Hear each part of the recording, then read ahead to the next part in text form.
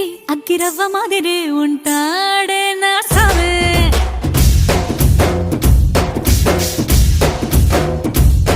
మెత్తాని పత్తి పువ్వుల మరే సంట